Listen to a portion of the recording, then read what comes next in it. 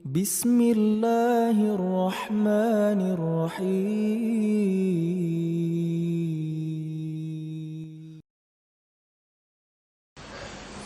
السلام عليكم ورحمة الله وبركاته.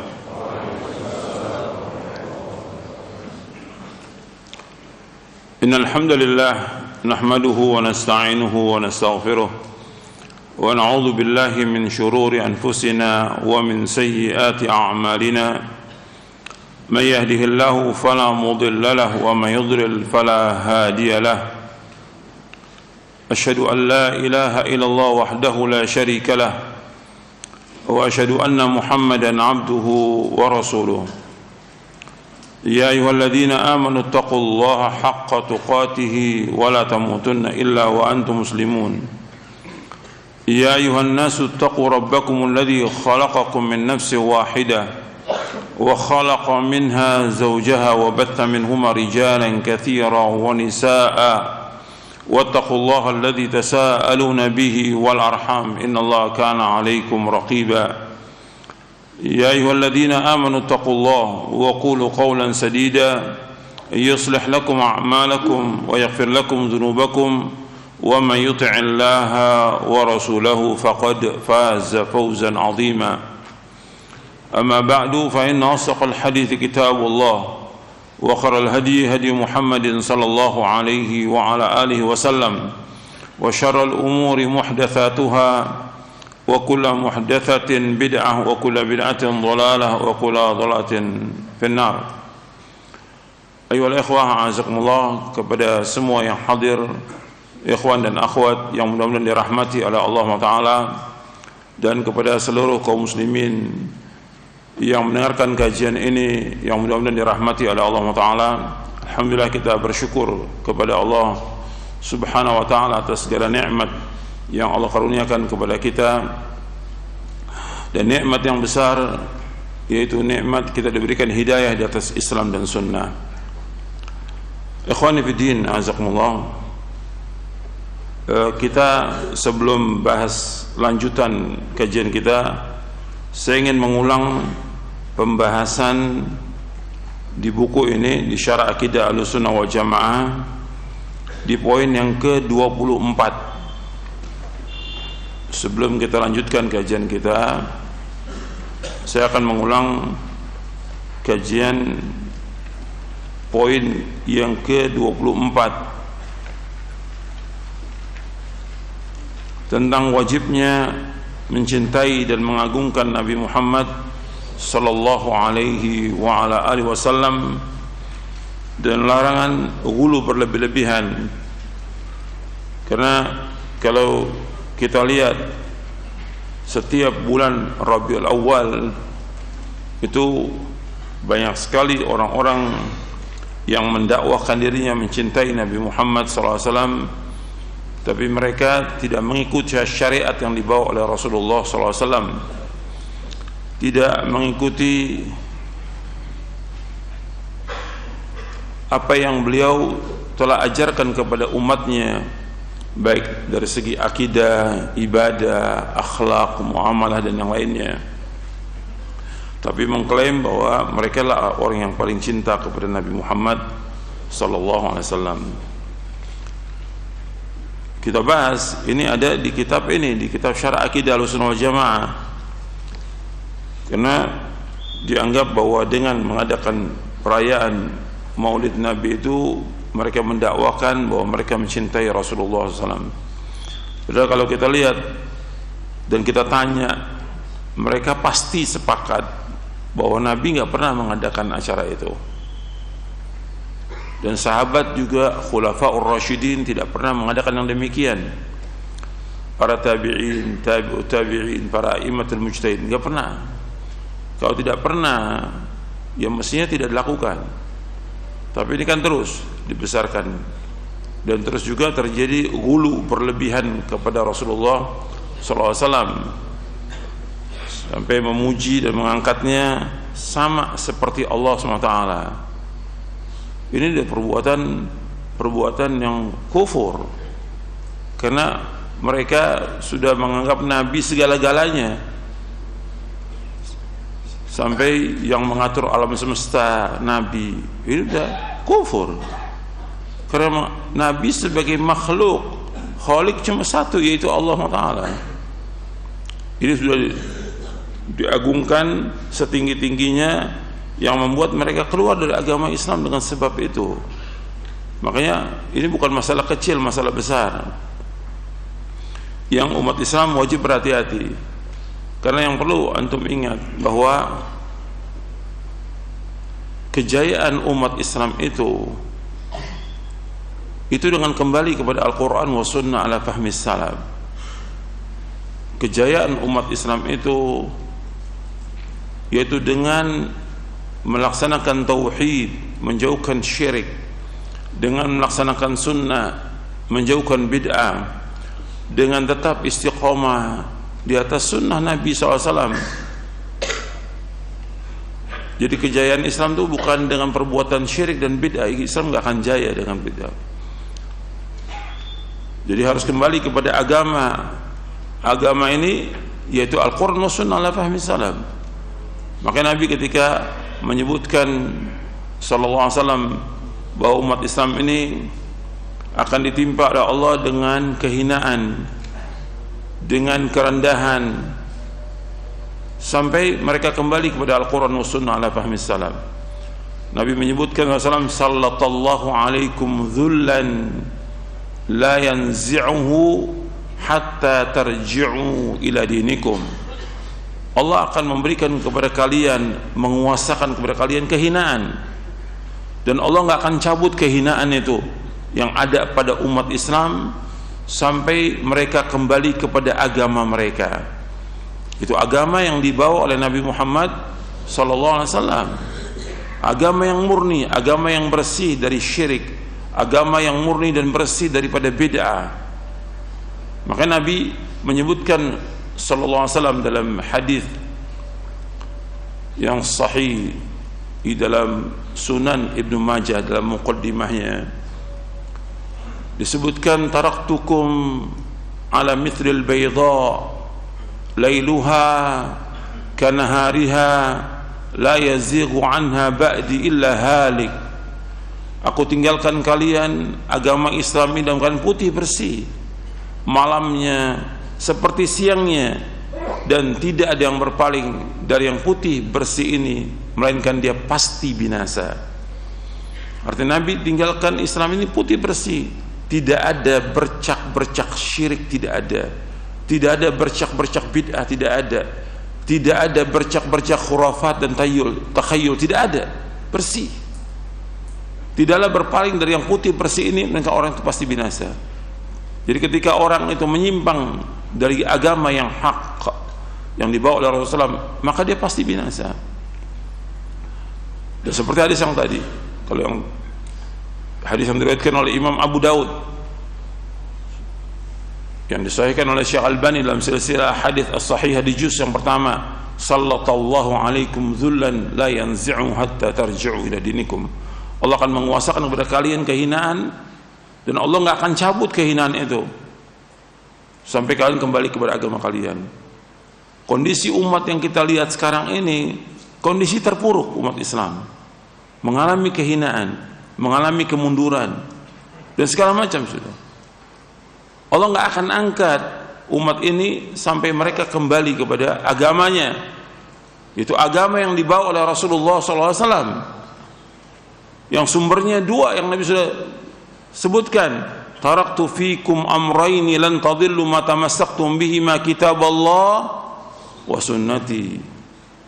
Kata Nabi SAW, aku tinggalkan kepada kalian dua perkara yang kalian tidak akan sesat selama kalian berpegang dua perkara itu, yaitu Al-Quran dan Sunnah. Tapi Al-Quran dan Sunnah tetap harus dipahami sesuai dengan pemahaman para sahabat radhiyallahu anhum ajma'in. Karena ketika Nabi menyebutkan tentang umat ini akan berpecah menjadi 73 golongan dalam hadis yang sahih yang diriwayatkan oleh Imam Ahmad, Tirmidzi, Abu Daud dan yang lainnya, Nabi menyebutkan sataftariku ummati ala 73 firqah kulluha fin nar illa wahidah. Umatku akan berpecah menjadi 73 golongan, semuanya masuk neraka kecuali satu. Ketika ditanya Nabi, siapa yang satu itu? Nabi menjawab, al-jamaah. Jamaah. Maksudnya jamaah para sahabat. Jamaah maksudnya orang yang berada di kebenaran. Dalam hadis yang lain yang diriwayatkan oleh Imam At-Tirmidzi dan Hakim, Nabi menyebutkan tentang satu golongan itu, ma'ana alaihi al-yawma wa ashabi, yaitu orang yang mengikuti aku dan para sahabatku. Berarti golongan yang selamat itu orang yang mengikuti Rasulullah SAW dan para sahabatnya.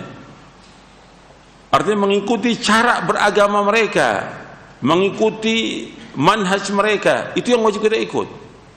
Karena kita semua ingin selamat dan kita semua ingin masuk surga. Kita wajib menempuh jalan itu. Jalan itu hanya satu, tidak dua, tidak tiga, dan tidak bercabang jalan itu. Hanya satu. Allah menyebutkan dalam surah Al-An'am ayat 153, wa anna hadza sirati mustaqiman fattabi'uhu wa la tattabi'us subula fatafarraqa bikum an sabilihi dzalikum wassaqum bihi la'allakum tattaqun. Dalam surah Al-An'am ayat 153, inilah jalanku yang lurus, ikuti jalanku yang lurus itu. Jangan kalian mengikuti jalan-jalan yang lain.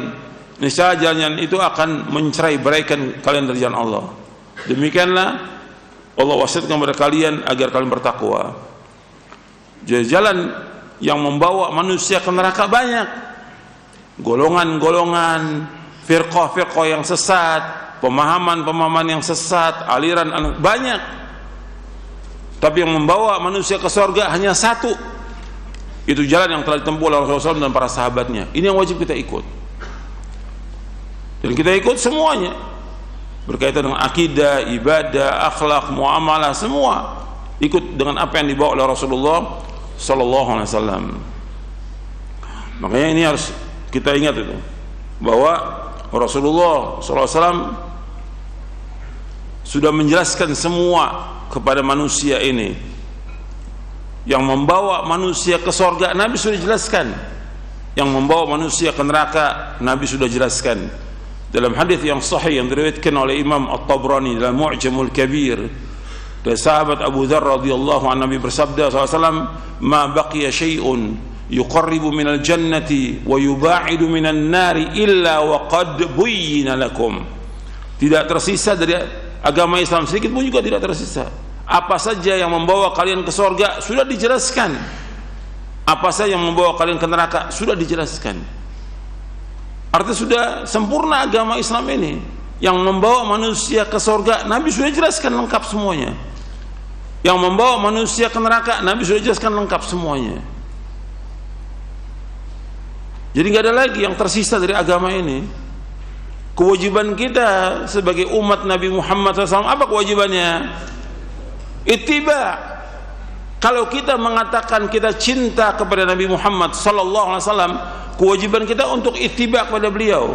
Allah berfirman dalam surah Ali Imran di ayat 31, qul in kuntum tuhibbunallaha fattabi'uni yuhibbukumullah wa yaghfir lakum dzunubakum wallahu ghafurur rahim.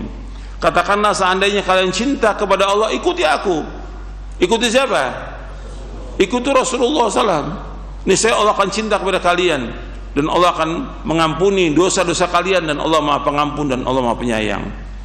Disuruh mengikuti Rasulullah. Kalau kalian cinta kepada Allah, ikuti aku. Kewajiban kita mengikuti Nabi Muhammad SAW, tidak mengikuti yang lain. Kita wajib ittiba kepada Rasulullah SAW, tidak mengikuti yang lain.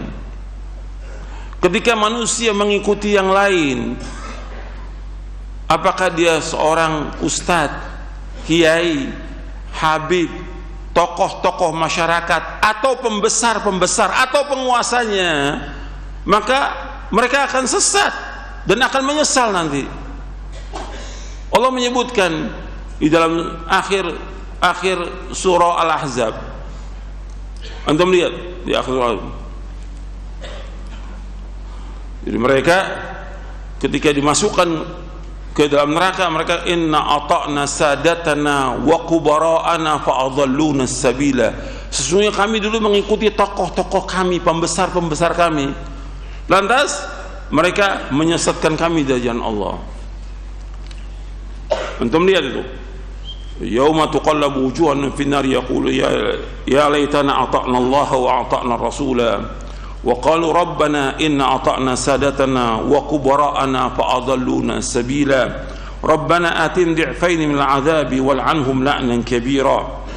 Allah sebutkan di dalam surah Al-Ahzab di akhir-akhir di ayat 66, 67, 68 Allah menyebutkan yauma tuqallabu wujuhum fin nari yaquluna ya laitana ata'na Allah wa ata'na ar-rasula.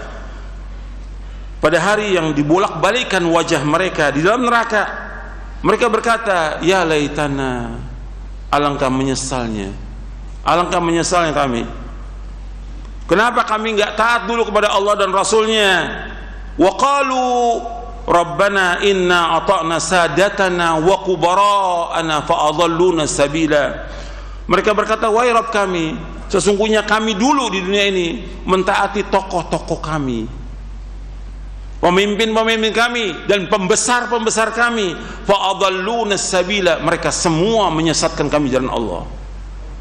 Kemudian kata mereka apa? Rabbana atim di'faini minal azabi wal 'anhum la'nan kabira. Ya Allah, berikanlah kepada mereka 2 kali lipat azab dan laknat mereka dengan laknat yang besar. Enggak ada manfaatnya lagi penyesalan, sudah masuk ke dalam neraka. Naudzubillah, nasallallahu alaihi. Kenapa dulunya mereka taat kepada siapa? Taat kepada tokoh-tokoh masyarakat, kepada pembesar-pembesar. Mereka ikut apa kata mereka, menyesal. Kenapa mereka enggak taat kepada Allah dan Rasulnya? Kan mereka mengatakan di sini, ya laitana ata'na Allah wa ata'na rasula. Ya laitana, sungguh celaka kami, sungguh kami menyesal. Kenapa kami dulu tidak taat kepada Allah dan Rasulnya? Penyesalan tidak ada manfaatnya. Makanya ini perhatikan bahwa kita harus taat kepada Allah dan taat kepada Rasulullah SAW. Yang ada keterangannya, ada dalilnya kita ikut, yang tidak jangan ikut. Karena agama sudah sempurna. Al-yauma akmaltu lakum dinakum wa atmamtu alaikum ni'mati wa raditu lakumul Islam madina. Dalam surah Al-Maidah ayat 3, pada hari ini aku telah sempurnakan bagimu agamamu, aku telah cukupkan nikmatku atasmu, dan aku ridho Islam menjadi agama bagimu. Antum lihat lagi dalam surah Al-Furqan bagaimana penyesalan orang yang tidak mengikuti Nabi Muhammad sallallahu alaihi wa ala alihi wasallam.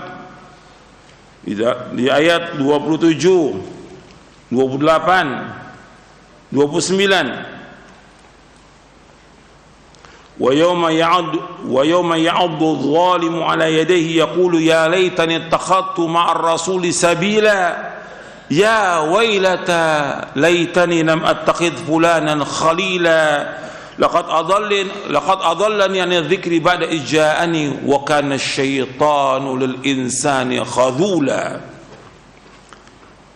Allah berfirman dalam surah Al-Furqan, surah yang ke-25 ayat 27 sampai 29. Dan pada hari orang-orang zalim menggigit tangannya. Menggigit tangan itu tanda penyesalan, tangannya digigit orang zalim. Kebiasaan orang kalau menyesal itu gigit tangannya. Dia menggigit tangannya, menyesal. Dia berkata, ya laitani, celaka aku.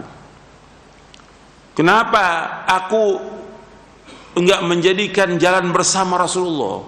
Kenapa aku tidak mengikuti Rasulullah sallallahu alaihi wasallam?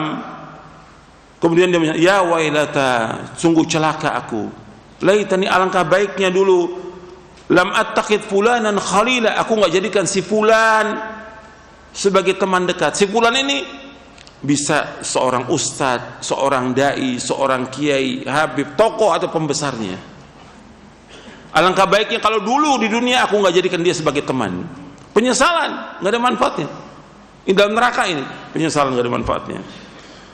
Kemudian laqad adallani 'ani dzikri. Si fulan itu, teman itu siapa aja? apakah dia seorang dai, seorang ustadz, seorang teman yang benar, atau yang lainnya. Laqad adallani 'ani dzikri ba'da idh ja'ani.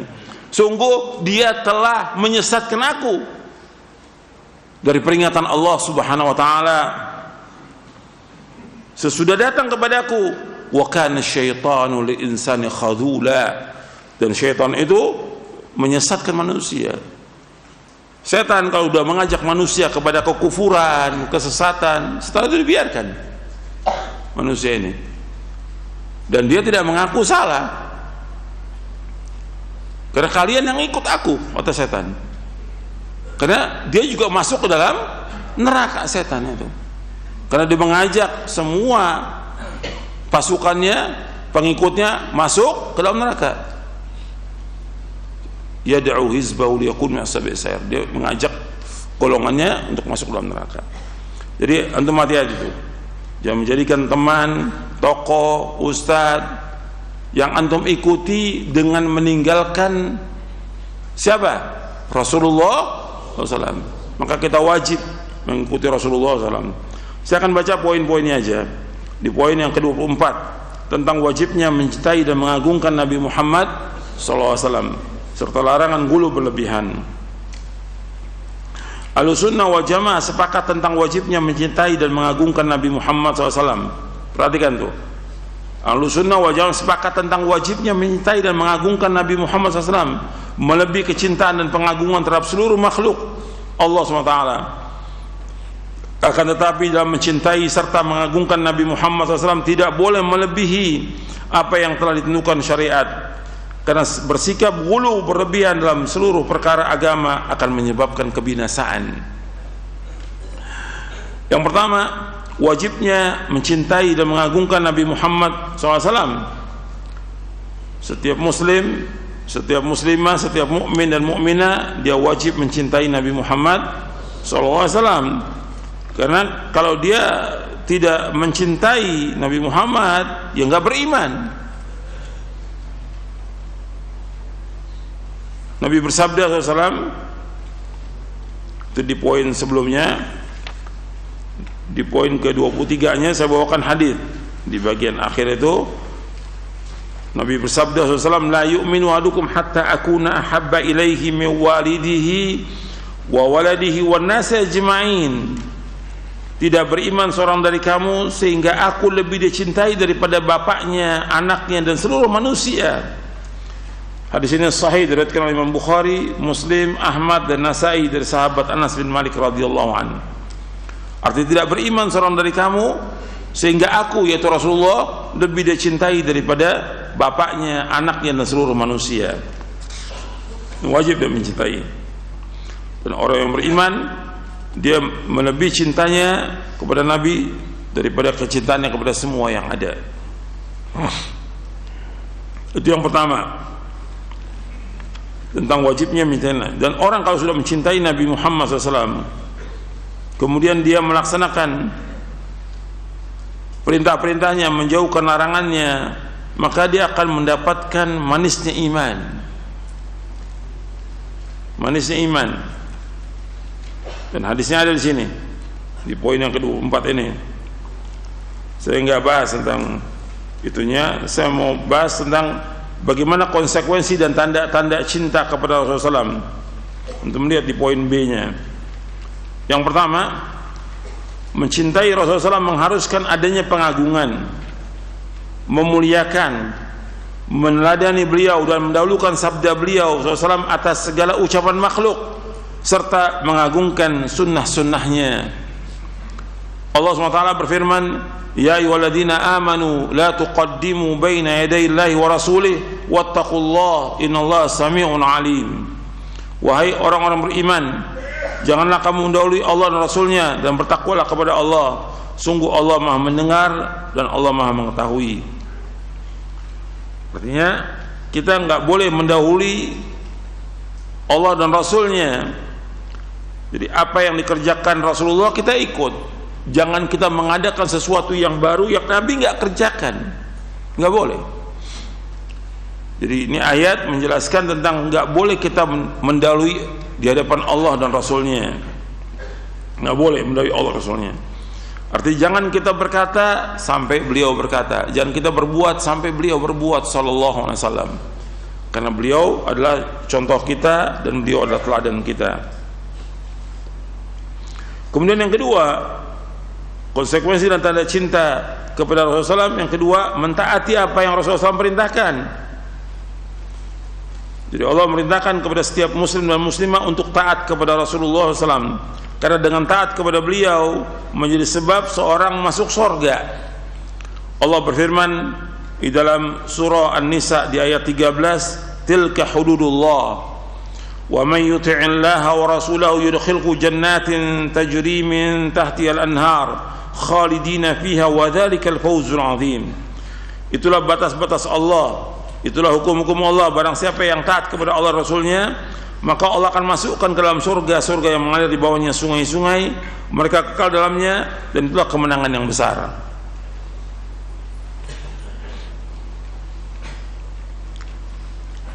Kemudian yang ketiga, membenarkan apa yang beliau sampaikan sallallahu alaihi wasallam. Rasulullah SAW tidak berkata menurut hawa nafsunya. Allah Subhanahu wa taala berfirman, "Wa ma yantiqu 'anil hawa in huwa illa wahyu yuha."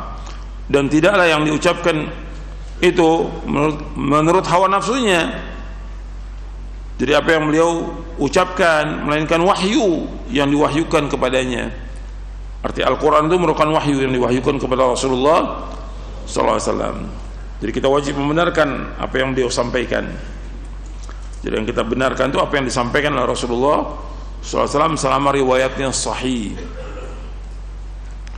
Yang keempat, menandiri apa yang dilarang dan dicegah oleh beliau SAW. Kita wajib menandiri dari apa yang dilarang dan dicegah oleh beliau SAW. Allah SWT berfirman, wa ma atakumur rasulu fakhudhu wa ma nahakum anhu fantahu wattaqullaha innallaha syadidul iqab. Jadi apa yang datang kepadamu dari Rasul maka terimalah, dan apa yang dilarangnya maka tinggalkan. Bertakwalah kepada Allah, sungguh Allah itu sangat keras hukumannya. Jadi apa yang datang kepada kalian dari Rasul maka kalian ambil, apa yang dilarang kalian tinggalkan. Karena azab Allah itu sangat pedih. Jadi kita wajib menerima apa yang dari beliau dan kita menjauhkan apa yang dilarang. Jadi semua perintah-perintah Rasulullah kita laksanakan, yang dilarang kita tinggalkan. Dan perintah yang paling besar apa? Tauhid. Perintah yang paling besar tauhid. Kemudian perintah yang paling besar lagi apa? Melaksanakan sunnah Nabi SAW dan yang lainnya. Larangan yang paling besar apa? Syirik. Larangan yang paling besar lagi apa? Bid'ah dan yang lainnya. Maka kita wajib menjauhkan apa yang dilarang. Jadi kalau kita cinta kepada Nabi Muhammad SAW, ya taati perintahnya, jauhkan larangannya. Kemudian yang kelima, beribadah sesuai dengan apa yang beliau SAW syariatkan, atau dengan kata lain kita wajib ittiba kepada beliau sallallahu alaihi wasallam. Agama Islam sudah sempurna, tidak boleh tambah dan tidak boleh kurangi. Rasulullah SAW diutus oleh Allah Azza wa Jalla untuk mengajarkan umat Islam tentang bagaimana cara yang benar dalam beribadah kepada Allah Subhanahu wa taala, dan beliau SAW telah menyampaikan semuanya. Oleh karena itu umat Islam wajib ittiba kepada Rasulullah SAW agar mereka mendapatkan kecintaan Allah Azza wa Jalla, kejayaan, dan dimasukkan ke dalam surganya. Ittiba kepada Rasulullah SAW hukumnya adalah wajib, dan ittiba menunjukkan kecintaan seorang hamba kepada Allah Azza wa Jalla. Allah SWT berfirman dalam surah Ali Imran ayat 31, Qul in kuntum tuhibbunallaha fattabi'uni yuhibbukumullah wa yaghfir lakum dzunubakum wallahu ghafurur rahim. Katakanlah seandainya kamu mencintai Allah, ikutilah aku, ikutilah Nabi Muhammad SAW. Niscaya Allah akan mencintai kamu dan mengampuni dosa-dosa kamu. Allah Maha Pengampun dan Allah Maha Penyayang. Surah Ali Imran ayat 31. Al-Imam Ibnu Katsir rahimahullah yang wafat tahun 774 Hijriah, beliau mengatakan dalam tafsirnya, Tafsir Ibnu Katsir, ayat ini adalah pemutus hukum bagi setiap orang yang mengaku mencintai Allah Azza wa Jalla namun tidak menempuh jalan Rasulullah SAW, maka orang itu dusta dalam pengakuannya tersebut hingga ia mengikuti syariat dan agama yang dibawa Rasulullah SAW dalam semua ucapan dan perbuatannya. Nanti antum lihat dalam tafsir Ibnu Katsir di juz yang kedua halaman 32 cetakan Dar Thaibah.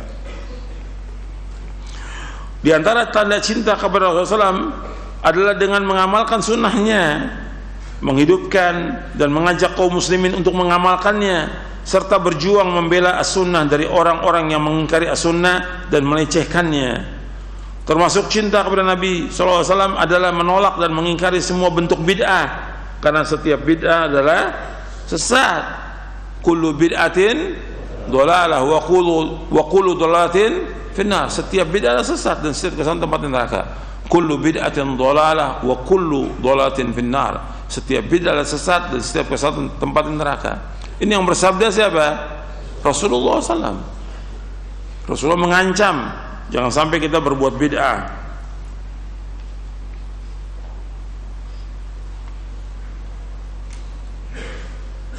Itu di footnote ada penjelasan.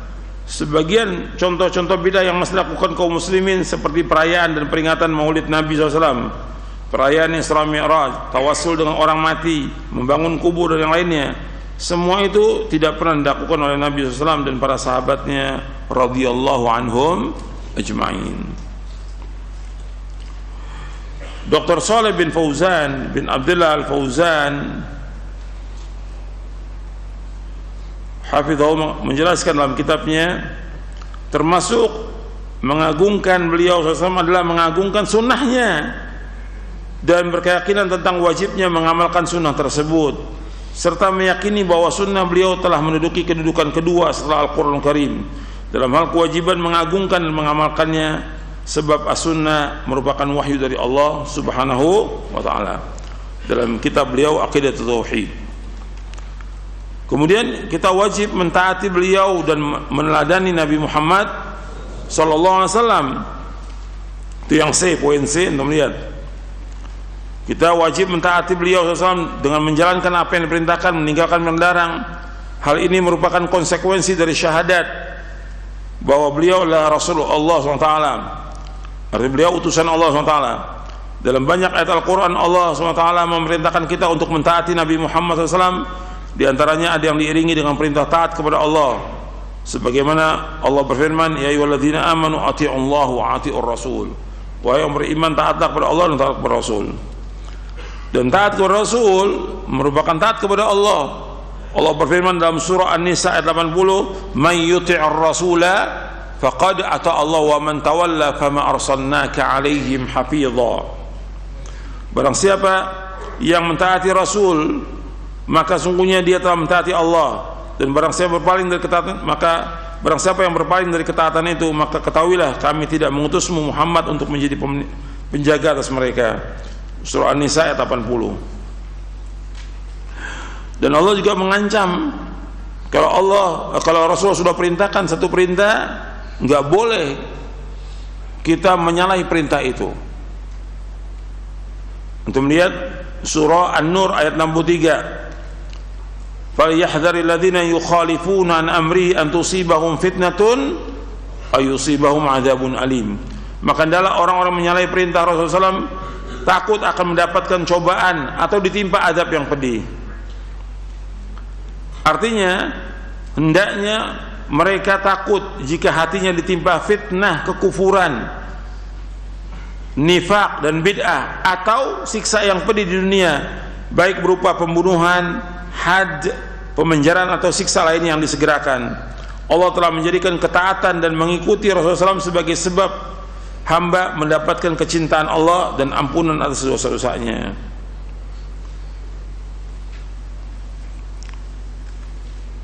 Kemudian Allah juga berfirman dalam surah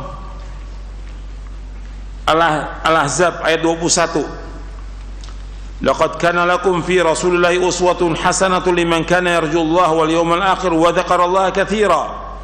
Dalam surah Al-Ahzab surah 33 ayat 21, Laqad kana lakum fi Rasulillahi uswatun hasanatun liman kana yarjullaha wal yawmal akhir wa dzakarallaha katsira. Sungguh telah ada pada diri Rasulullah SAW suri tauladan yang baik bagimu, yaitu orang-orang yang mengharap rahmat Allah dan kedatangan hari kiamat dan banyak mengingat Allah. Al-Hafidz Ibnu Katsir rahimahullah berkata, ayat yang mulia inilah pokok yang agung tentang meneladani Rasulullah SAW dalam berbagai perkataan, perbuatan dan perilaku. Untuk itulah Allah Tabaraka wa Ta'ala memerintahkan manusia untuk meneladani sifat sabar, keteguhan, kepahlawanan, perjuangan dan kesabaran Nabi SAW dalam menanti pertolongan dari Rabb-Nya ketika perang Ahzab. Semoga Allah senantiasa mencurahkan salawat kepada beliau sallallahu alaihi wasallam sampai hari kiamat. Ini nanti dilihat dalam tafsir Ibnu Katsir di juz yang ke-6 halaman 391 cetakan Dar Thaibah. Dan kita wajib untuk ittiba kepada Rasulullah sallallahu alaihi wasallam. Sebab syarat ibadah itu dua, yang pertama ikhlas, yang kedua ittiba. Seperti Nabi menyuruh kita sallu kama raaitumuni usolli, hendaklah kalian salat sebagaimana kalian melihat aku salat. Nabi juga bersabda li ta'khudhu anni manasikakum, hendaklah kalian mengambil tata cara manasik haji kalian dari aku. Jadi kita harus ikhlas, yang kedua harus ittiba, mengikuti contoh Rasulullah SAW. Ketika orang itu mengamalkan yang gak ada contohnya, maka amalan itu tertolak. Nabi bersabda SAW, man amila amalan laisa alaihi amruna fahuwa raddun. Barang siapa mengamalkan satu amalan yang tidak ada contoh dari kami, maka amalan itu tertolak. Hadis ini sahih diriwayatkan oleh Imam Muslim, Ahmad, Muslim dan Ahmad dari sahabat Aisyah radhiyallahu anha. Jadi kita wajib mengikuti Nabi Muhammad. Kalau kita cinta, kita wajib ikut kepada Nabi Muhammad SAW. Kemudian kita dianjurkan untuk memperbanyak salawat kepada Rasulullah SAW. Justru kita inilah orang yang paling banyak salawat, karena setiap disebut nama Nabi kita bersalawat. Nggak perlu acara khusus untuk bersalawat, nggak perlu juga majlis khusus, majlis salawat nggak perlu, karena setiap hari kita salawat kepada Rasulullah SAW. Inna Allah wa malaikatahu yusalluna ala nabi ya ayyuhalladzina amanu sallu alaihi wa sallimu taslima. Sesungguhnya Allah dan malaikatnya salawat kepada Nabi, wahai orang beriman salawatlah kepada beliau dan ucapkanlah salam. Maka sering kita ucapkan Allahumma salli wa sallim wa barik ala nabiyina Muhammadin SAW atau sallallahu alaihi wasallam. Jadi kita ini orang yang paling banyak salawat kepada Rasulullah SAW. Kemudian yang larangan gulu dan berlebihan dalam memuji Nabi.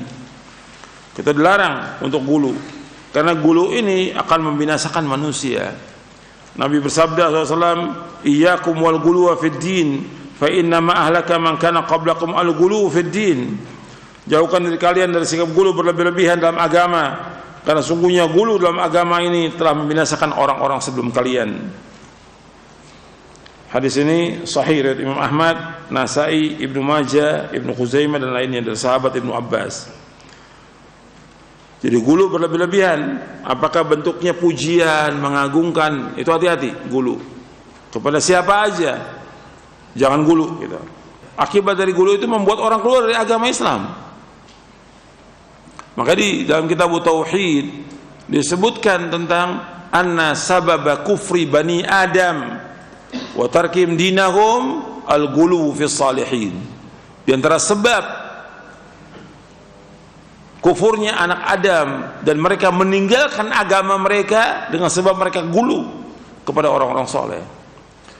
Terjadinya penyembahan kepada kubur-kubur itu disebabkan karena mereka apa? Gulu kepada orang soleh. Nggak boleh gulu. Jadi gulu menyebabkan orang berbuat syirik, gulu menyebabkan orang keluar dari agama Islam. Gitu. Karena dia menyembah kepada selain Allah. Makanya itu hati-hati. Pujian-pujian juga, sanjungan, nggak boleh berlebihan kepada Nabi Muhammad sallallahu alaihi wasallam. Nabi bersabda, antum lihat hadisnya, la tutruni kama atratin nasara ibn Maryam.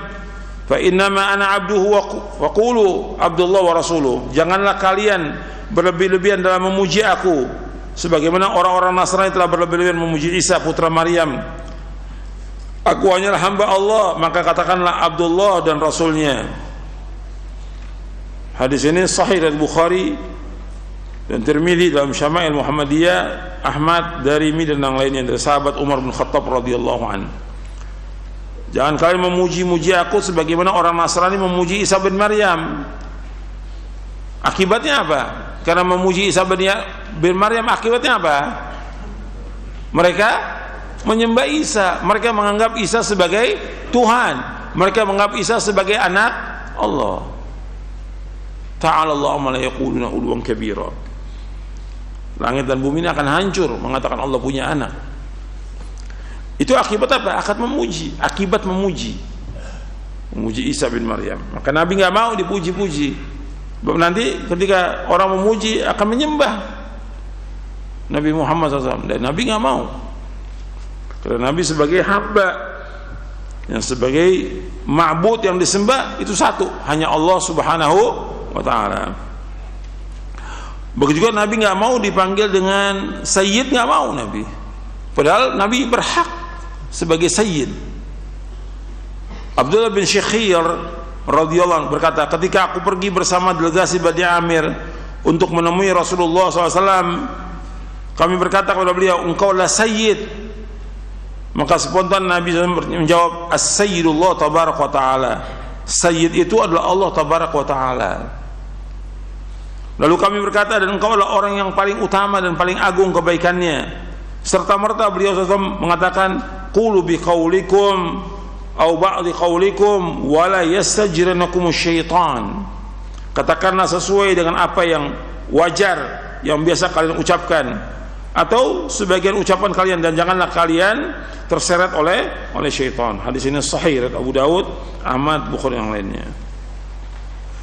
Nabi juga ketika datang, kata Anas bin Malik radhiyallahu anhu, sebagian orang berkata kepada beliau, wahai Rasulullah, wahai orang terbaik di antara kami, putra orang terbaik di antara kami, wahai sayyid kami, putra sayyid kami.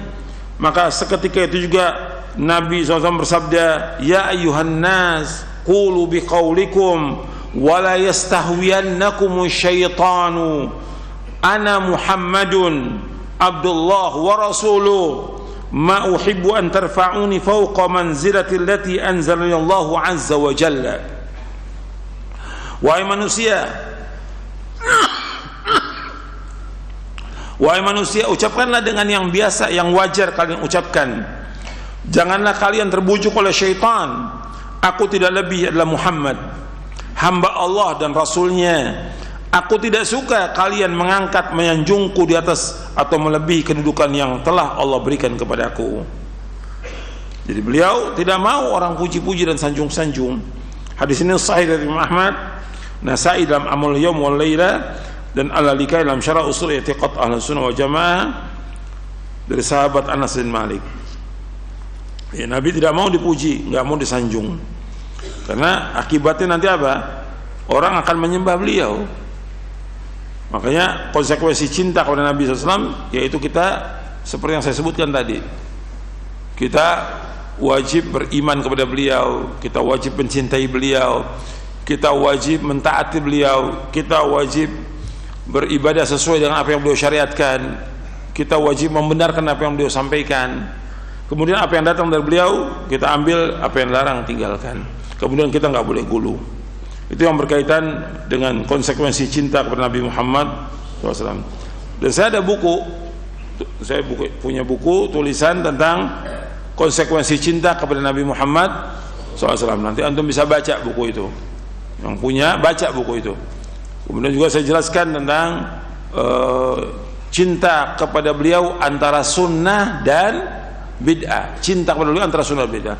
Kemudian saya jelaskan juga di akhir tentang hukum mengadakan perayaan Maulid Nabi SAW. Saya bawakan penjelasan, dalil-dalil, dan juga penjelasan para ulama tentang masalah itu. Dan bagaimana sejarahnya, awalnya Maulid itu. Nanti Anda melihat dalam buku Konsekuensi Cinta kepada Nabi Muhammad SAW. Sekarang kita akan lanjutkan kajian kita Kita masuk poin yang ke-60. Kita masuk al-istisqa bil anwa, menisbatkan turunnya hujan kepada bintang.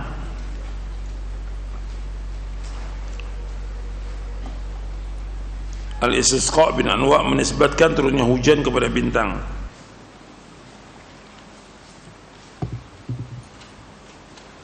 Secara bahasa, al-istisqa berarti memohon siraman hujan. Dan al-anwa adalah bentuk jamak dari nau, yang berarti posisi bintang. Selanjutnya kata ini dipakai untuk arti bintang saja. Ini adalah kebiasaan orang Arab menggunakan kata posisi atau tempat tersebut. Ini merupakan bentuk majaz mursal, sehingga menurut istilah terminologi berarti memohon turunnya hujan kepada bintang. Maksudnya menisbatkan perbuatan itu kepada bintang, baik perbuatan menurunkan hujan atau perbuatan lainnya. Hujan adalah rahmat dan rezeki yang Allah SWT turunkan kepada makhluknya agar mereka bersyukur kepada Allah SWT.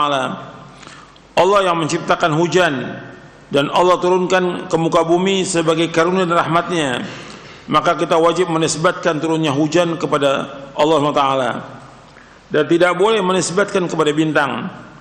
Penisbatan hujan kepada bintang hukumnya adalah haram dan kufur, karena semua sebab harus dinisbatkan kepada Allah Subhanahu wa ta'ala. Jadi semua sebab itu harus dinisbatkan kepada Allah Subhanahu wa ta'ala. Jadi hujan ya yang menurunkan Allah SWT, bukan bintang. Bintang gak ada pengaruh apa-apa. Dan hujan merupakan rahmat Allah SWT. Hujan merupakan rahmat Allah. Dan kita wajib menisbatkan semua nikmat itu kepada siapa? Kepada Allah. Dan hujan merupakan rezeki dari Allah SWT. Apa aja nikmat semua datang dari Allah. Wa ma bikum min ni'matin famin Allah. Apa aja nikmat yang kamu peroleh semua datang dari Allah Subhanahu wa ta'ala.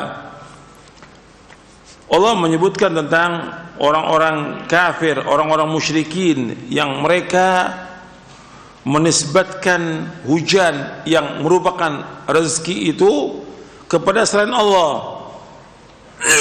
Artinya mereka mendustakan rezeki yang Allah berikan itu dengan menisbatkannya kepada bintang. Dan Allah sebutkan hujan itu sebagai rezeki. Allah berfirman di dalam surah Al-Waqi'ah, surah 56 ayat 75 sampai ayat 82. Fala uqsimu bimawaqi'in nujum wa innahu laqasamun law ta'lamuna 'azim innahu laqur'anun karim fi kitabin maknun la yamassuhu illa al-mutahharun tanzilu min rabbil alamin afa bihadzal hadithi antum mudhinun wa taj'aluna rizqakum annakum tukadzibun. Aku bersumpah dengan tempat beredarnya bintang-bintang, dan sesungguhnya itu benar-benar sumpah yang besar sekiranya kamu mengetahui. Dan ini sungguhnya Al-Quran yang sangat mulia dalam kitab yang terpelihara, yaitu Lauh Mahfuz. Tidak ada yang menyentuhnya selain hamba-hamba yang disucikan. Diturunkan dari Rabb seluruh alam. Apakah kamu menganggap remeh berita Al-Quran ini, dan kamu menjadikan rezeki yang kamu terima dari Allah justru untuk mendustakannya? Di sini maksudnya wa taj'aluna rizqakum annakum tukadzibun. Rizqakum di sini yaitu matar, yaitu hujan. Dan kalian menjadikan hujan yang Allah turunkan yaitu kalian mendustakan.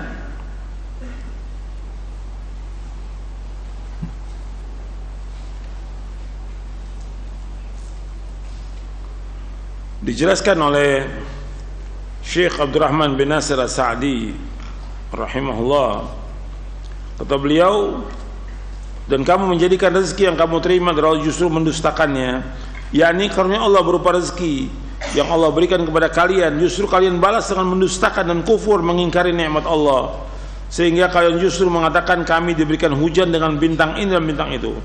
Kalian sandarkan nikmat itu kepada selain pemberi dan pemiliknya. Tidaklah kalian bersyukur kepada Allah atas kebaikannya. Sebab Allah lah yang menurunkan hujan kepada kalian. Bersyukurlah kalian supaya Allah tabaraka wa ta'ala menambahkan karunia-Nya kepada kalian. Ini karena pendustaan dan kekufuran itu merupakan pendorong untuk diangkatnya nikmat dan datangnya azab. Gitu. Nanti antum bisa lihat dalam Taisir Karimur Rahman fi Tafsir Kalamil Mannan ketika menafsirkan surah Al-Waqi'ah. Jadi yang dikatakan wa taj'aluna rizqakum annakum tukadzibun, rizq di sini maksudnya adalah hujan. Allah turunkan hujan kepada kalian tapi kalian mendustakan. Kalian menisbatkan nikmat turunnya hujan kepada bintang. Maksudnya kalian wajib menetapkan bahwa hujan itu dari Allah, karena Allah yang menurunkan hujan. Dan umumnya kaum musyrikin juga demikian, mengakui hujannya itu dari Allah. Tapi sebagian mereka menisbatkannya kepada bintang. Allah berfirman dalam surah Al-Ankabut ayat 63, "Wala in sa'alta man nazzala minas sama'i ma'an fahya bihil arda min ba'di mautiha la yaqulunna Allah qul alhamdulillah bal aktsaruhum la ya'qilun." Dan jika kamu bertanya kepada mereka, siapakah yang menurunkan air dari langit lalu dengan air itu dihidupkannya bumi yang sudah mati, pasti mereka akan menjawab Allah. Katakanlah segala puji bagi Allah, tetapi kebanyakan mereka tidak mengerti. Dalam surah Al-Ankabut ayat 63. Tapi kebanyakan mereka tidak berfikir. Allah juga berfirman dalam surah An-Nahl di ayat 83, "Ya'rifuna ni'matallahi tsumma yunkirunaha wa aktsaruhumul kafirun." Mereka mengetahui nikmat Allah, kemudian mereka mengingkarinya, dan kebanyakan mereka adalah orang-orang yang ingkar kepada Allah. Kebanyakan mereka adalah orang-orang yang kafir. Mereka tahu nikmat Allah tapi mereka mengingkari nikmat itu. Orang yang menisbatkan hujan kepada bintang, pelakunya dianggap kafir, sebagaimana disabdakan oleh Rasulullah sallallahu alaihi wa ala alihi wasallam.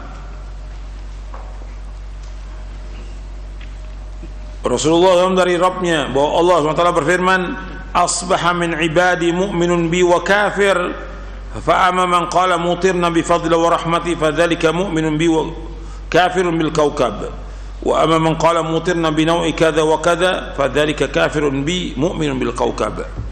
Di antara hamba-hambaku ada yang menjadi beriman kepadaku, ada pula yang kafir.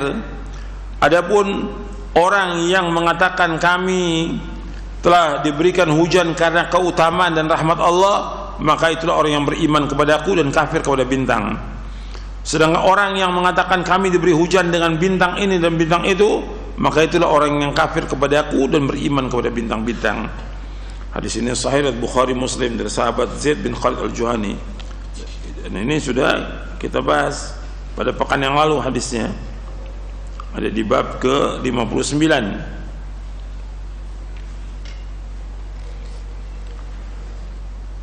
Jika seorang percaya bahwa bintanglah pelaku atau faktor yang mempengaruhi turunnya hujan, maka orang ini dinyatakan musyrik dengan tingkatan syirik besar. Dan jika ia percaya bahwa bintang menyertai turunnya hujan sehingga dapat dijadikan isyarat, walaupun dengan meyakini bahwa turunnya hujan itu dengan izin Allah Azza wa Jalla, maka perbuatan itu tetap haram dan pelakunya dinyatakan musyrik dengan tingkatan syirik kecil yang bertentangan dengan kesempurnaan tauhid. Menisbatkan sesuatu kepada selain Allah Azza wa Jalla sebagai pencipta, baik sebagai pelaku, faktor yang mempengaruhi atau faktor penyerta, ada perbuatan syirik yang kini telah banyak tersebar di kalangan masyarakat. Inilah syirik yang sangat dikhawatirkan oleh Rasulullah SAW dalam salah satu sabda beliau SAW. Beliau bersabda SAW, "Thalathun akhafu ala ummati al-istisqa'u bil anwa' wa haifu sultan wa takdzibun bil qadar. Kata Nabi SAW, 3 hal yang sangat aku khawatirkan akan menimpa umatku. Yang pertama, al-istisqa bil anwa, menisbatkan hujan kepada bintang-bintang. Yang kedua, wa haifu sultan, penguasa yang zalim. Yang ketiga, takdzibun bil qadar, pendustaan terhadap takdir. Hadis ini sahih, diriwayatkan oleh Imam Ahmad, Ibnu Abi Asim dari sahabat Jabir bin Samurah radhiyallahu an, disahihkan oleh Syekh Al-Albani dalam Sahih Jami' Shaghir dan silsilah hadits as-sahihah. Jadi Nabi khawatir kepada umatnya 3. Yang pertama, menisbatkan turunnya hujan kepada bintang. Yang kedua, penguasa yang zalim. Yang ketiga, mendustakan takdir. Perbuatan itu merupakan salah satu bentuk dari pengingkaran terhadap nikmat Allah. Artinya menisbatkan hujan kepada bintang, ini merupakan salah bentuk dari pengingkaran terhadap nikmat Allah Subhanahu wa taala. Dan sikap tawakal dan bergantung kepada selain Allah Azza wa Jalla. Selain itu, ia juga membuka peluang bagi munculnya berbagai kepercayaan yang salah dan rusak, yang pada gilirannya akan mengantarkan kepada kepercayaan penyembahan patung dan bintang. Inilah syirik dalam rububiyah, sebab di dalamnya terkandung penafian peniadaan ciptaan dari penciptanya, dan sebaliknya pemberian hak rububiyah kepada selain Allah Subhanahu wa taala. Jadi ketika orang menisbatkan turunnya hujan kepada bintang, berarti dia mengingkari penciptanya, yaitu Allah Subhanahu wa taala. Ini syirik dalam apa? Rububiyah, syirik dalam rububiyah. Karena menciptakan semua alam semesta, yang menciptakan hujan dan semuanya Allah sebagai Khalik, Allah sebagai Razik, Allah sebagai Malik, Allah Mudabbir, Allah Muhyi, Allah Mumit. Ini rububiyah. Ketika dia menafikan itu dan menisbatkan kepada selain Allah, ini syirik dalam rububiyah. Gitu. Ya, keluar dari Islam ketika dia menisbatkan itu. Kalau dia meyakini turunnya hujan karena bintang, bukan karena Allah yang turunkan, maka dia keluar dari agama Islam. Kemudian yang terakhir tentang perilaku jahiliyah yang masih dilakukan oleh sebagian dari umat Islam. Perilaku jahiliyah. Rasulullah SAW bersabda, arba'un fi ummati min amril jahiliyati la yatrukunahunna al-fakhru fil ahsabi wa ta'nu fil ansabi wal istisqa'u bin nujum wan niyaha 'alal mayyit wa qala an-naihatu idza lam tatub qabla mautiha tuqamu yawmal qiyamati wa 'alaiha sirban min qatiranin wa dir'un min jarabin. Rasulullah sallallahu alaihi wasallam bersabda, 4 perkara yang terdapat di umatku yang termasuk perbuatan jahiliyah yang tidak ditinggalkan oleh mereka. Yang pertama, membanggakan kebesaran para leluhur, nenek moyang. Yang kedua, mencela keturunan. Yang ketiga, menisbatkan turunnya hujan kepada bintang-bintang. Yang keempat, meratapi orang mati. Lantas beliau SAW bersabda, wanita yang meratapi orang mati apabila dia belum bertaubat sebelum meninggalnya akan dibangkitkan pada kiamat dan dikenakan kepadanya pakaian yang berlumuran cairan, tembaga serta mantel yang bercampur dengan penyakit gatal. Hadis ini sahih riwayat Muslim.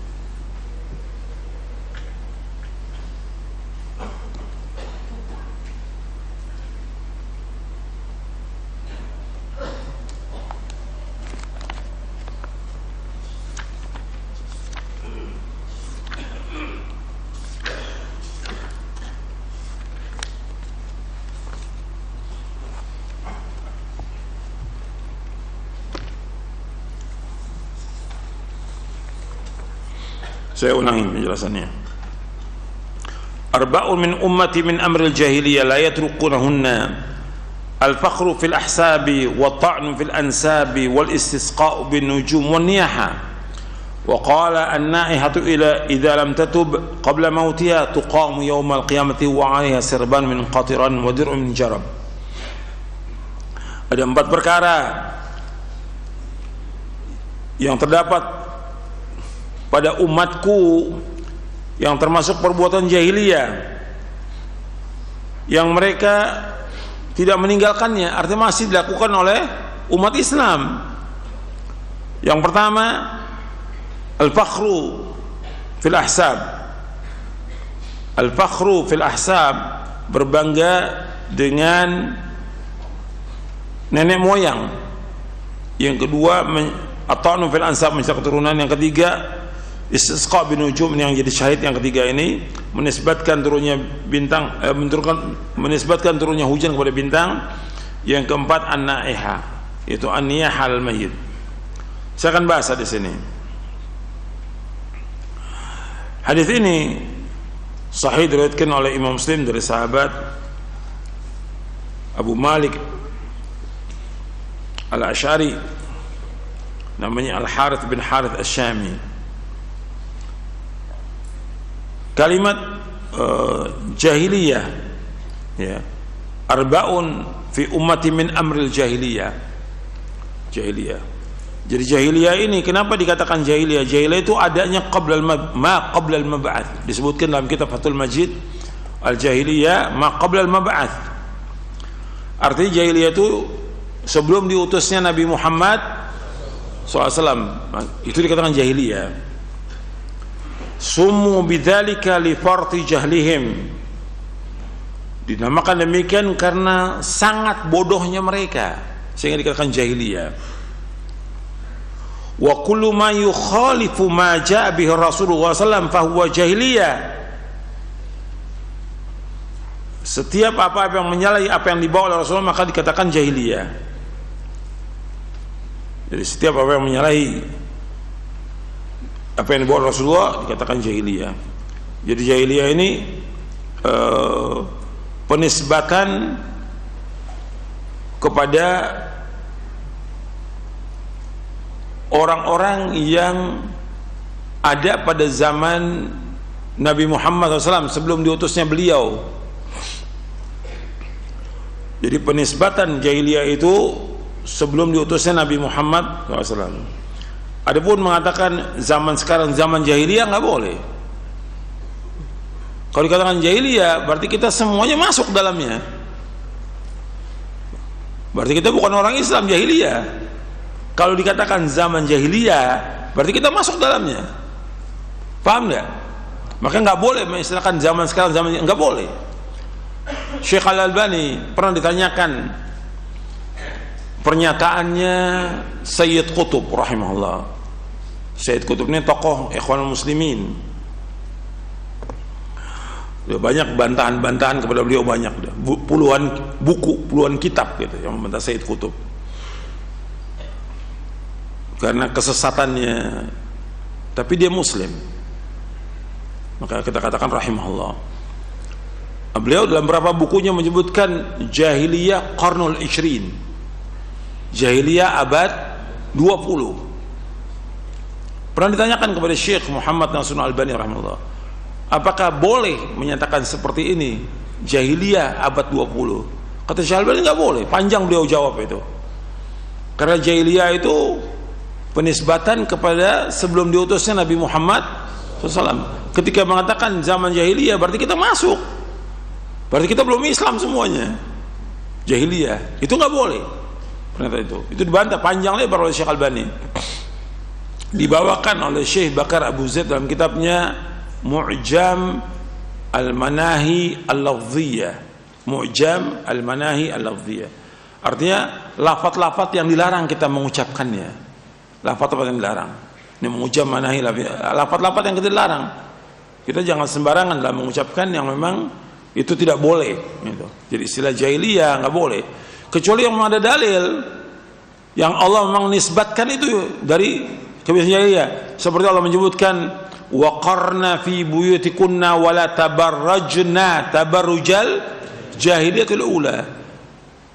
Adalah kalian para wanita tinggal di rumah kalian, jangan kalian keluar dengan terbuka aurat kalian sebagaimana orang-orang jahiliyah. Yang pertama, Allah menyebutkan itu dalam Al-Quran, jangan seperti orang jahiliyah. Jadi kalau menisbatkan sekarang zaman jahiliyah nggak boleh. Jadi Nabi menyebutkan ada 4 perkara dari umatku, dari perkara jahiliyah yang mereka nggak tinggalkan, artinya masih umat Islam melakukannya sampai terus ini, sampai menjelang kiamat masih ada umat Islam melakukan perbuatan 4 ini. Kalimat 4 arba'un bukan berarti pembatasan, maka dikatakan dalam ilmu usul fikih mafhumul adad ghairu murad. Mafhumul adad ghairu murad, artinya pemahaman bilangan itu bukan itu yang dimaksud, artinya bukan pembatasan, karena bisa jadi 4, bisa 5, bisa 10. Bahkan Syekh Muhammad bin Abdul Wahab menyebutkan dalam kitabnya, apa nama kitabnya? Masail Jahiliyah. Masail Jahiliyah itu lebih dari 120 perbuatan-perbuatan jahiliyah yang masih dilakukan oleh umat Islam.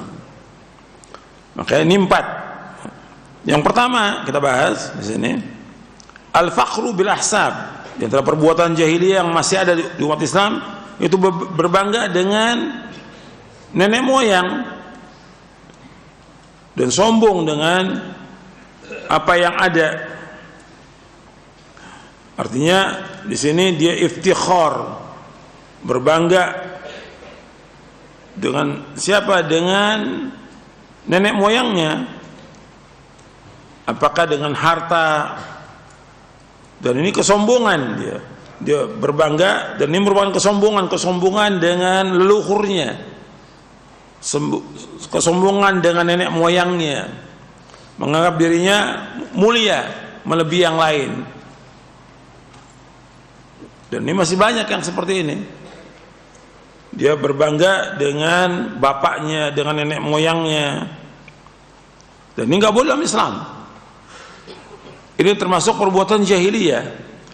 Dalam satu hadis Nabi bersabda SAW, "Qad adzaballahu ankum ubbiyatal jahiliyah wa fakhraha bil aba. Innama huwa mu'minun taqiyyun wa fajirun syaqiyyun wa nasu banu Adam wa Adam min turab." Nabi bersabda SAW, sesungguhnya Allah telah menghilangkan dari kalian kesombongan jahiliyah. Ubiyya ay al-kibr, kesombongan jahiliyah, dan juga kebanggaan dengan nenek moyang, fakhra bil aba. Sesungguhnya manusia itu ada yang mukmin yang bertakwa, atau ada orang yang jahat yang celaka. Mukmin yang bertakwa atau orang jahat celaka. Manusia dari anak Adam dan Adam dari turab, dari tanah. Jadi enggak, buat apa dia berbangga? Hadis ini sahih diriwayatkan oleh Imam Ahmad, Abu Daud, Tirmidzi, Al-Bazzar dan yang lainnya. Jadi jangan berbangga dengan nenek moyang gitu. Kebanggaan kita dengan Islam. Kebanggaan kita dengan Islam. Allah menunjuki kita di atas Islam. Kita bangga dengan agama kita. Maksudnya kita menyaksikan bahwa kita orang Islam dengan melaksanakan ketaatan kepada Allah, menjauhkan maksiat. Tapi bangga dengan nenek moyang nggak ada manfaatnya. Dan kesombongan dengan kekayaannya, dengan keturunan, dengan kekuasaan mereka, atau dengan keberaniannya. Karena orang jahiliyah itu berbangga dengan keberaniannya, keberanian nenek moyangnya, syaja'ah. Nah, ini nggak ada manfaatnya. Ini kebiasaan jahiliyah, nggak boleh. Dan itu wajib ditinggalkan.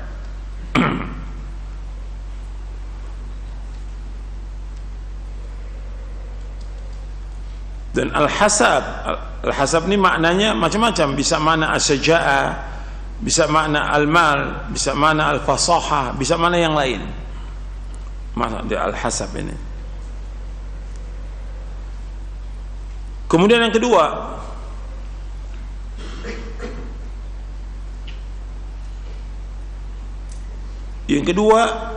yaitu at-ta'nu fil ansab, yaitu mencela keturunan. Orang kalau sudah berbangga dengan nenek moyangnya, dia akan mencela keturunan orang lain. Dia berbangga, dia sombong ya, dengan bapaknya, dengan nenek moyangnya, dia mesti akan mencela orang lain. At-ta'nu fil ansab.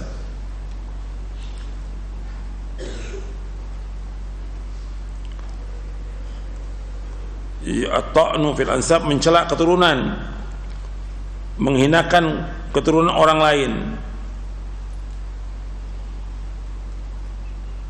Atau dia di sini maksudnya at-ta'nu fil ansab, maksudnya mencela, menghina, melecehkan keturunan orang lain. Atau kadang-kadang juga dia menafikan nasabnya dari bapaknya. Ini termasuk at-ta'nu fil ansab. Dan ini merupakan dakwah jahiliyah dan dakwah muntina. Yang ketiga, al-istisqa bin nujum. Ini yang jadi syahid dalam bab ini, yaitu menisbatkan turunnya hujan kepada bintang. Jadi mereka orang-orang jahiliyah mengatakan mutirna binau'i kadza.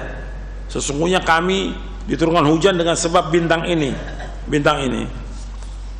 Dan ini tidak boleh. Sebab hujan itu merupakan rahmat Allah Subhanahu wa ta'ala, merupakan rezeki, dan Allah yang menurunkan hujan. Allah sebutkan dalam surah Luqman di ayat 34, innallaha indahu ilmus sa'ah wa yunazzilul ghaitha wa ya'lamu ma fil arham wa ma tadri nafsum madza taksibu ghada wa ma tadri nafsum bi ayyi ardin tamut innallaha alimun khabir. Sesungguhnya Allah, di sisi Allah tentang kapan terjadinya kiamat, itu hanya Allah yang tahu. Allah menurunkan hujan dan Allah mengetahui apa yang terdapat di kandungan rahim ibu. Allah yang Maha tahu. Dan tidak tahu satu jiwa apa yang akan dikerjakan besok, dan satu jiwa tidak tahu di mana dia meninggal dunia. Sungguhnya Allah itu Maha mengetahui dan Allah itu Maha teliti. Dalam surah Luqman ayat 34. Kemudian yang keempat yaitu an-niyaha, meratap.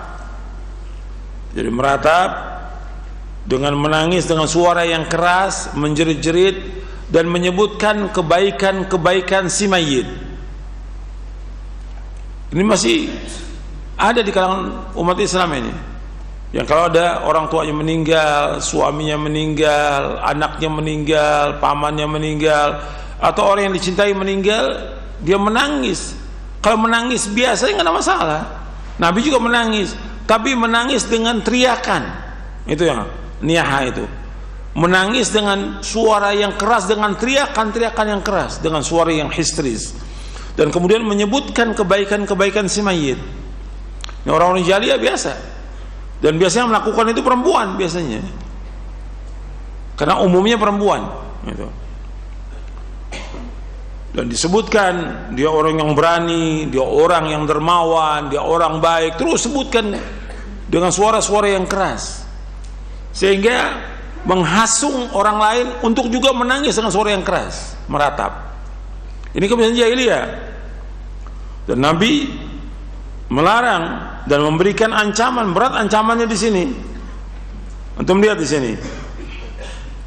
Untuk yang lain Nabi nggak berikan ancaman, tapi untuk niyaha Nabi berikan ancaman. Untuk niyaha ini kata Nabi, an-naihatu idza lam tatub qabla mautiha. Antum lihat tuh hadisnya, an-naihatu idza lam tatub qabla mautiha tuqamu yaumal qiyamati wa 'alaiha sirban min qatiranin wa dir'un min jarabin. Kata Nabi SAW, wanita yang meratapi orang mati apabila dia belum tobat sebelum meninggal akan dibangkitkan pada kiamat dan dikenakan kepadanya pakaian yang berlumuran cairan tembaga serta mantel yang bercampur dengan penyakit gatal. Itu dia akan dimasukkan ke neraka kalau dia tidak taubat.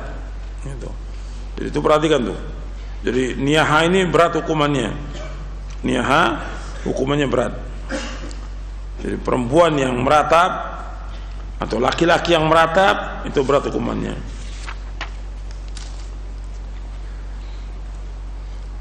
Fawaid yang dapat kita ambil dari hadis ini ada banyak, dan nanti antum bisa lihat di syarah Kitab Tauhid di bab yang ke-30.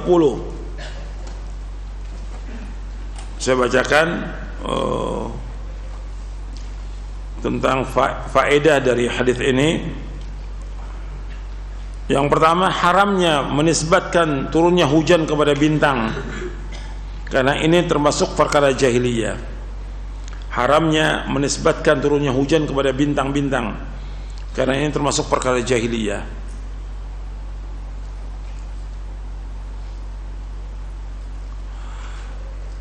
Yang kedua, 4 perkara jahiliyah yang disebutkan dalam hadis ini akan senantiasa dilakukan oleh umat Islam. 4 perkara jahiliyah yang disebutkan dalam hadis ini akan senantiasa dilakukan oleh umat Islam.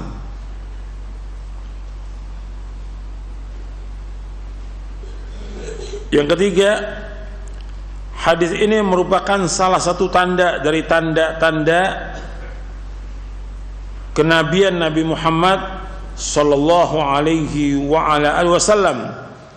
Hadis ini merupakan salah satu tanda dari tanda-tanda kenabian Nabi Muhammad sallallahu alaihi wasallam.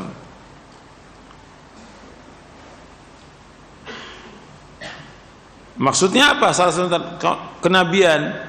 Artinya Nabi ini menyebutkan sesuatu yang gaib, yang akan datang. Nanti akan terjadi, umat Islam mengerjakan begini, akan datang. Apa yang Nabi sebutkan terjadi, terbukti dilakukan oleh umat Islam. Maka ini namanya dalail an-nubuwah, bukti-bukti kenabian. Oh, beliau seorang nabi, karena beliau tidak tahu yang gaib. Allah yang beritahu bahwa nanti umatnya akan melakukan perbuatan jahiliyah. Paham tidak maksudnya? Ini namanya dalail an-nubuwah, tanda-tanda kenabian. Yang keempat, yang dimaksud dengan jahiliyah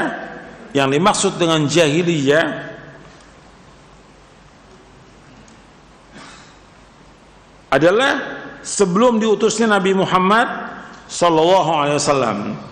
Yang dimaksud dengan jahiliyah adalah perkara-perkara, yang dimaksud perkara jahiliyah adalah perkara yang dilakukan oleh orang jahiliyah sebelum diutusnya Nabi Muhammad sallallahu alaihi wasallam,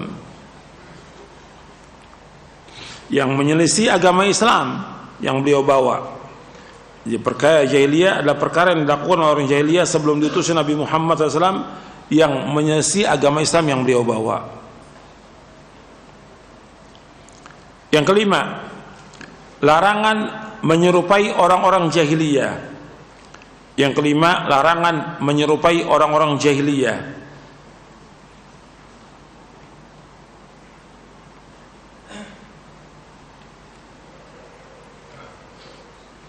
Yang keenam, diharamkan berbangga dengan nenek moyang dan keturunan, karena ini termasuk perkara jahiliyah.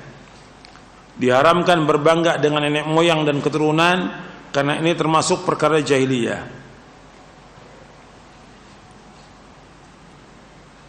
Diharamkan berbangga dengan nenek moyang dan keturunan, karena ini termasuk perkara jahiliyah.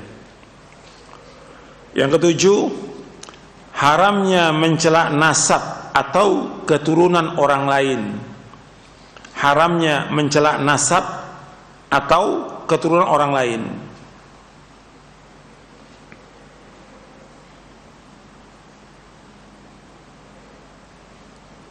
Yang kedelapan, diharamkan meratapi orang mati. Yang kedelapan, diharamkannya meratapi orang mati.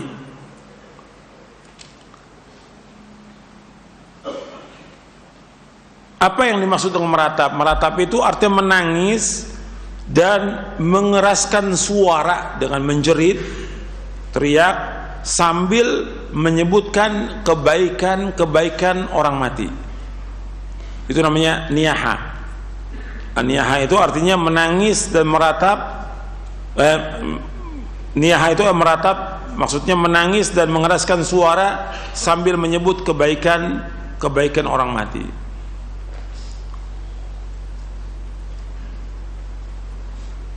Ini seperti ini, perhatikan yang 8 ini. Ini termasuk dia mengingkari apa? Takdir Allah. Dia mengingkari takdir Allah. Dia nggak redho dengan takdir Allah. Kenapa dia sebutkan kebaikan? Maksudnya dia, kenapa kok Allah cabut nyawanya? Dia kan orang baik, gitu. Kok dimatikan dia orang baik, gitu. Dia nggak terima itu. Makanya ancamannya berat ini. Orang yang meratap ini, dia sebutkan kebaikannya, dia ingin, kenapa kok orang baik dimatikan? Kok dicabut nyawanya orang baik ini? Dia nggak redho dengan takdir Allah. Dan ini juga menunjukkan kepada apa? Dia tidak redho dan tidak sabar kepada apa? Takdir Allah Taala. Yang kesembilan, penjelasan tentang balasan bagi orang yang meratap. Penjelasan tentang balasan bagi orang yang meratap. Itu berat tuh. Balasannya bagi orang meratap. Karena dia akan dikenakan pakaian yang berlumuran cairan tembaga dan mantel yang bercampur dengan penyakit gatal nanti di neraka, dimasukkan neraka. Ini. Itu ancamannya. Yang ke-10, meratapi orang mati adalah dosa besar. Meratapi orang mati adalah dosa besar.